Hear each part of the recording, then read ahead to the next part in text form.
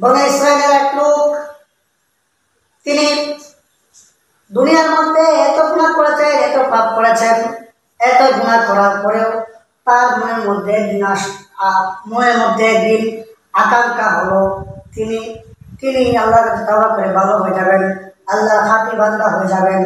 তিনি এমন কোনো গুনাহ নাই তিনি করেন নাই।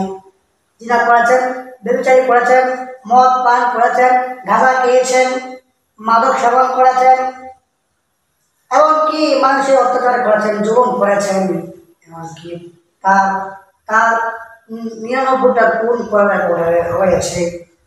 তিনি একদিন ভাবলেন, না না না, আমার অনেক বয়স হয়েছে, আমি এবার তওবা করে আল্লাহর খাঁটি বান্দা হতে চাই, আল্লাহর বান্দা হতে চাই, আমি আর পাপ করবো না, আমি আর গুনাহ করবো না।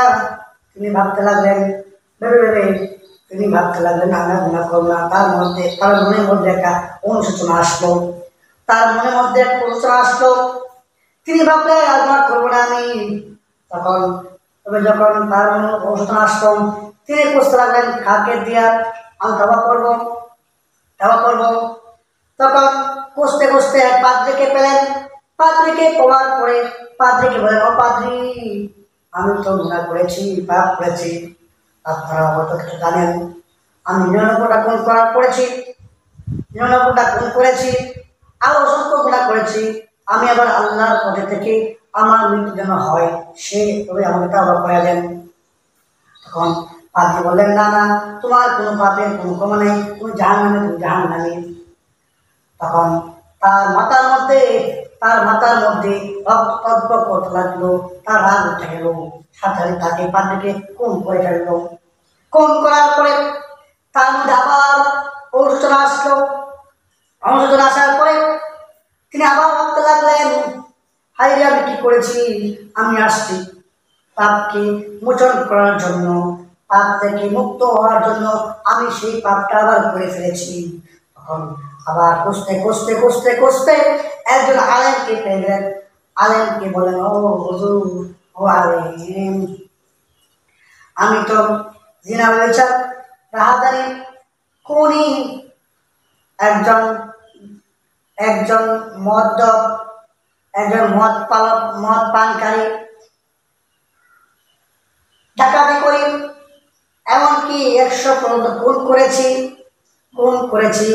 যে গুনাহগুলো করেছি আমার কোনো ক্ষমা আছে কিনা, আমার কি পাপ আছে কিনা, পাপের মাপ আছে কিনা। তখন আলেম সাহেব বলেন, ঠিক আছে, অবশ্যই তোর মাপ আছে, তবে তোমাকে খাঁটিভাবে তওবা করতে হবে। এই যে গুনাহগুলো করেছো, সেই গুনাহ যদি তোমার অনুশোচনা হতে হবে, খাঁটিভাবে তওবা করতে হবে। যদি খাঁটিভাবে তওবা করতে পারো, আল্লাহ তাআলা অবশ্যই মাফ করবেন। তবে তোমাকে আমি একটা কথা বলি, শোনো, তুমি তওবা করবা, তার আগে তুমি একটা কাজ করবা। কি কাজ? সেই কাজটা হলো, তুমি যে পরিবেশ থাকো, যে জায়গায় থাকো, সে জায়গাটা ভালো না, এলাকাটা ভালো না, সে এলাকা থেকে অন্য একটা পরিবেশ চলে যাবা, ভালো একটা এলাকায় চলে যাবা। এলাকা যাওয়ার পরে তুমি সেখানে তওবা করে নিবা, তাহলে আল্লাহ পাক হয়তো মাফ করতে পারেন। তখন এই আলেমের পরামর্শ নিয়ে তিনি রওনা হয়ে গেলেন সেই ভালো একটা পরিবেশের দিকে, একটা ভালো গ্রামের দিকে, যেখানে শুধু ভালো মানুষ থাকে, খারাপ মানুষের কোনো বালাই নাই, সেখানে চলে যাওয়ার জন্য রওনা হয়ে গেলেন। তখন আল্লাহ কারিশমা, রওনা করে কিছু দূর যাওয়ার পরে আমালাতুল মাউত আজরাইল আলাইহিস সালাম তার জান কবজ করে ফেললেন। জান কবজ করার পরে সাথে সাথে জাহান্নামের ফেরেশতা এসে বলতেছে, আমি তাকে জাহান্নামে নিয়ে যাবো। সে পাপী, সে গুনাহগার, সে জাহান্নামে, তাকে জাহান্নামে নিয়ে যাবো। এভাবে জান্নাতের ফেরেশতা আসলো। জান্নাতের ফেরেশতা এসে বলতেছে, না না, সে তওবা করার জন্য রওনা করেছে, আল্লাহ পাক আলামিন তওবা করার জন্য রওনা করেছেন, সে তওবা কবুল হয়েছে। তখন এক পর্যায়ে তারা ঝগড়া বেঁধে গেল, ফেরেশতাদের মধ্যে কথা কাটাকাটি লেগে যাওয়ার পরে আল্লাহর পক্ষ থেকে এক ফেরেশতা আসলো। এক ফেরেশতা বলল, কি হয়েছে, দাঁড়াও, তোমরা এভাবে লাগতেছে কেন? কারণ কি? তিনি বললেন, তিনি জাহান্নামের রাস্তা বললেন, আমরা তো শুধু জাহান্নামে শুধু গুনাহ করেছি, পাপ করেছি, তাকে জাহান্নামে যাব। তখন জান্নাতে গেছে না, কিন্তু তাওবা করার জন্য ওরা করেছে, তার গুনাহ মাফ হয়ে গেছে। তখন বলতেছেন তারা, সমাধান একটা আছে। কি সমাধান? সমাধানটা হলো তোমরা যে জায়গা থেকে রওনা করেছে, যে জায়গায় যাবে, দেখো সেই জায়গাটা কাছে নাকি। যে জায়গায় যাবে সেই জায়গাটা কাছে, মাপো। পিতা দিয়ে মাপা শুরু করলো। তখন আল্লাহর কি কুদরত, যে ভালো পরিবেশটা, সেই ভালো পরিবেশটা কাছে হয়ে গেল।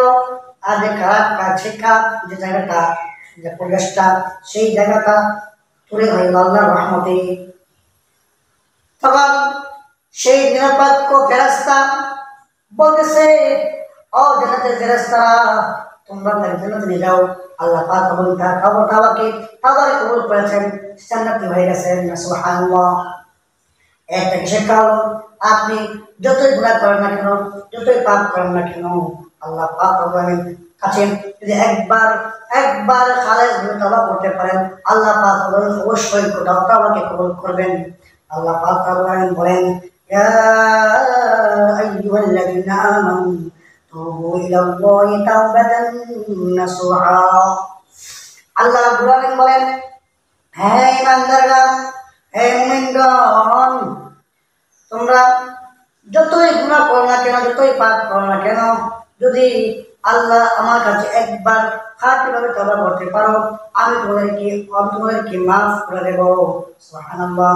আল্লাহ বলতেছেন, যতই পাপ করো না কেন, যতই গুনাহ করো না কেন, যদি খাঁটি দিলে একবার তওবা করতে পারি, আল্লাহ রাব্বুল আলামিন অবশ্যই মাফ করবেন। অনেকে আছেন গুনাহের জন্য পেছনে হয়ে যায়, অনেকে আছেন গুনাহ করতে করতে সে পেরেশান হয়ে যায়, কি করবে।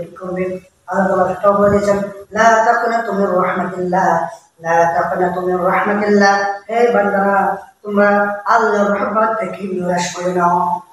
আল্লাহর রহমতটাকে নিরাশ হয়ে নাও, নিরাশ হয়ে যাবে না, নিরাশ হওয়া যাবে না। আল্লাহ পাক অবশ্যই